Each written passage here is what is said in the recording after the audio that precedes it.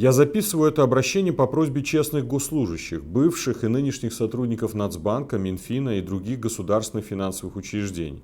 Тех, кто сотрудничает с нами в рамках проекта «Диалог с народом».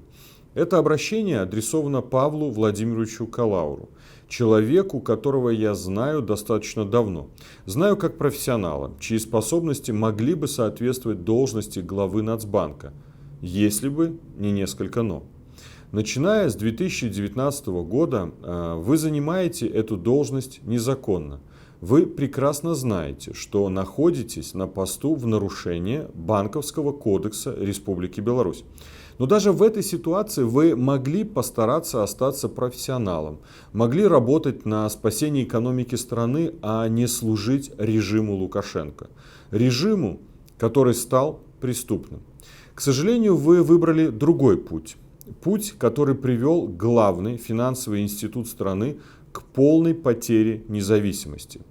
Вы часто говорили, Нацбанк вне политики, но летом 2020-го вся работа по развитию и укреплению рыночных механизмов в банковской сфере была перечеркнута. И все это ради сохранения диктатору власти. Но зная ваши взгляды, я не понимаю, как могут сочетаться ваши подходы сторонника рыночной экономики с одновременным содействием сохранению диктатуры?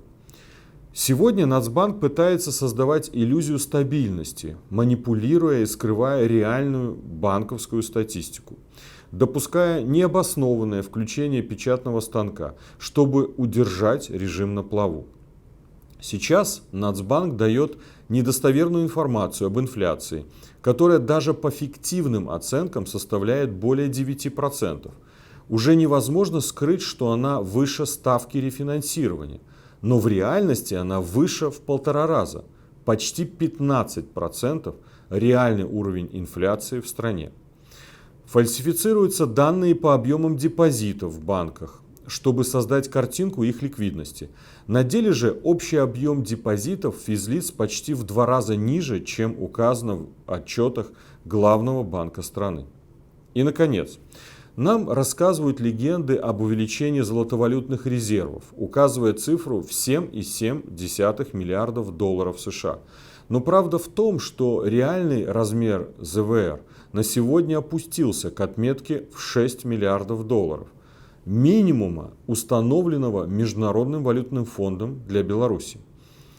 Можем ли мы дальше верить Нацбанку? Ответ дают белорусы. Именно поэтому реальные цифры по депозитам в 2 раза ниже заявленных. Белорусы спасают свои деньги из банков, а Нацбанк пытается это скрыть.